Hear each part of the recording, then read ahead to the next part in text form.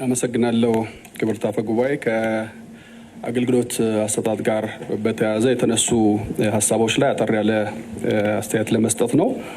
ያው የተከበረው ምክር ቤት ከዚህ ቀደም ከነበሩ የአገልግሎት አሰጣጥ ችግሮች አንጻር የመጡ ለውጦችን የተሻገርናቸውን ክፍተቶች በሚዛኑ እያነሳ የሚጎሉንን ደግሞ እያሳየ በየጊዜው ትኩረት ሰጥተን እንድንሰራ ከማድረግ አንጻር ያለው ሚና ቀላል የሚባል አይደለም።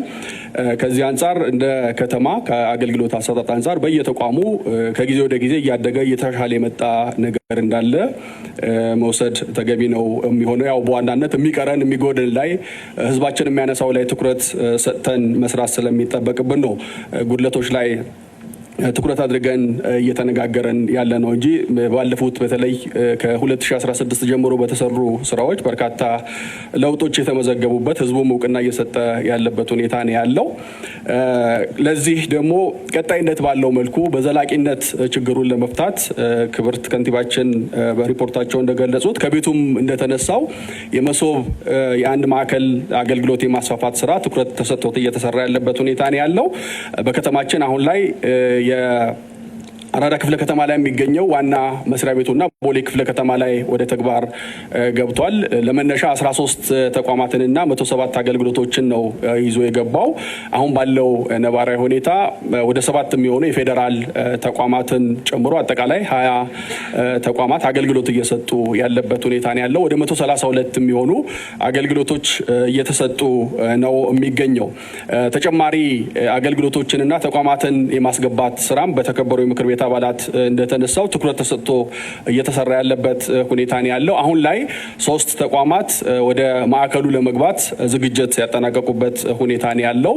አገልግሎታቸው በቴክኖሎጂ የተደገፈ እንዲሆን ማድረግ የቻሉበት ሁኔታ ስላለ ኢንዱስትሪ፣ ምግብና መድኃኒት፣ ትምህርትና ጥራት በቅርብ ሳምንታት ወደ ማዕከሉ ገብተው አገልግሎት መስጠት የሚጀምሩበት ሁኔታ ይፈጠራል ማለት ነው። ተጨማሪ ቀድሞ የገቡ ተቋማትም ተጨማሪ አገልግሎቶችን ዲጂታል እያደረጉ ወደ ማዕከሉ እንዲገቡ የማድረግ ስራ ላይ ትኩረት ሰጥተን የምንሰራ ነው የሚሆነው። የተገልጋይ እርካታን በምናይበት ጊዜ ከመጀመሪያው ጀምሮ ያለውን ስናይ ነው ወደ 94% አካባቢ የሚያሳየው፣ ግን ከጊዜ ወደ ጊዜ እያደገ የመጣ ሁኔታ እንዳለ የሚያሳይ ነው። ይሄን በደንብ ማስፋት ይጠበቅብናል ብለን ከፍተኛ በጀት ተመድቦ እንደ ከተማ አስተዳደር በ9ኙም ክፍለ ከተሞች 4 ክፍለ ከተሞች ላይ ነባር ህንፃዎችን የማሻሻል ስራ በመስራት 5 ክፍለ ከተሞች ላይ ደግሞ ደረጃቸውን የጠበቁ ህንፃዎች በመገንባት ለአገልግሎት ዝግጁ የማድረግ ስራ እየተሰራ ያለበት ሁኔታ ነው ያለው። በዚህ መሰረት ልደታ፣ ቂርቆስ፣ ጉለሌና አዲስ ከተማ ከሞላ ጎደል የሲቪል ስራው እየተጠናቀቀ ያለበት ሁኔታ ነው ያለው። ከውጭ የሚገቡ ቁሳቁሶች እንደደረሱ ወደ አገልግሎት ይገባሉ ተብሎ ይታመናል።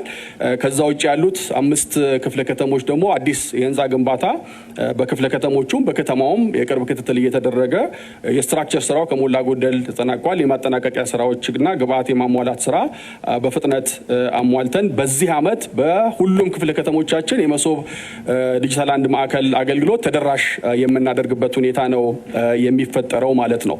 ስታንዳርዳቸውም ትላንትና ሰሞኑን የምክር ቤት አባላት የጎበኛችሁት ዋና መስሪያ ቤቱን በሚመጥን ደረጃ ሁሉም በዛ ደረጃ እንዲሆኑ ለማድረግ ከቴክኖሎጂ አንጻርም ከተማ አስተዳደሩ ከፍተኛ በጀት መድቦ እየሰራ ያለበት ሁኔታ ነው ያለው። ያ ብቻ አይደለም።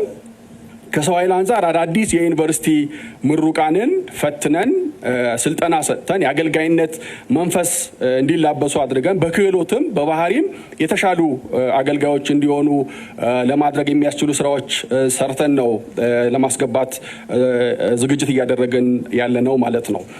ከዛ ውጪ ተከበሩ ዶክተር አለማየሁ ያነሱት በጣም መሰረታዊ ሀሳብ ነው። በቀጣይ ወስደን ልንሰራበት የሚገባ ጉዳይ ነው። እኛ የሚጎለን ነገር ላይ ክፍተቶቻችን ላይ ትኩረት አድርገን እንሰራለን። ግን ደግሞ የሰራነውን በአግባቡ ኮሚኒኬት ማድረግና የገጽታ ግንባታ ላይ ትኩረት ሰጥተን ከመስራት አንጻር ያሉ ጉድለቶች አሉ። አንዳንድ ተቋማት ከዚህ ቀደም ከነበሩበት በእጅጉ የተሻለ ደረጃ ላይ ሆነው ግን ደግሞ በህዝቡ ዘንድ ያለው እይታ ከዚህ ቀደም የነበራቸው መጥፎ ገጽታ ይዘው የቀሩበት ሁኔታ ስላለ እዛ ላይ ትኩረት ሰጥተን በቀጣይም የምንሰራ ነው የሚሆነው።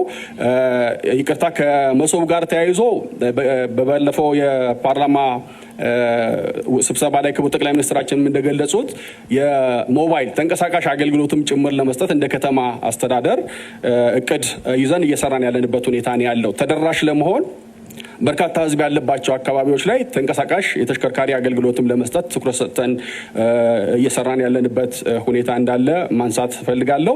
የተከበሩ አቶ ሳምሶን ያነሱትን በተመለከተ ያው 2016 ላይ የተመረጡ ተቋማት ላይ ሪፎርም ስናደርግ አንዱ ፒላር የሪፎርሙ ፒላር አድርገን የወሰድነው የሰው ኃይል ብቃት ነው። ሰራተኞቻችን አገልግሎት ለመስጠት የሚያስችል የባህሪና ቴክኒካል ብቃት አላቸው የሚለውን መዝነን ብቃት ያላቸው ባሉበት እንዲቀጥሉ ክፍተት ያለባቸውን ደግሞ በተወሰነ ደረጃ ዝቅ እያሉ እንዲሄዱ ያደረግንበት ሁኔታ አለ። ይህ ስራ የተሰራው በዋናነት ተገልጋዩን ህዝቡን ማዕከል ባደረገ መልኩ ነው። በዚህ ሂደት ውስጥ የሚነሱ ክፍተቶች አፈጻጸም ላይ ያሉ ክፍተቶችን በሰራተኞችም ዘንድ የሚነሱ ጉዳዮች አሉ። በቀጣይ እያበቃን አቅማቸውን እየገነባን መታየት ያለባቸው ጉዳዮች እያየን የምንሄድበት ሁኔታ እንዳለ መወሰድ አለበት። ዋናው ታርጌት ግን ተገልጋዩ አገልግሎት አሰጣጡን ማሻሻል እንደሆነ እንዲያዝ ለማለት ነው። አመሰግናለሁ።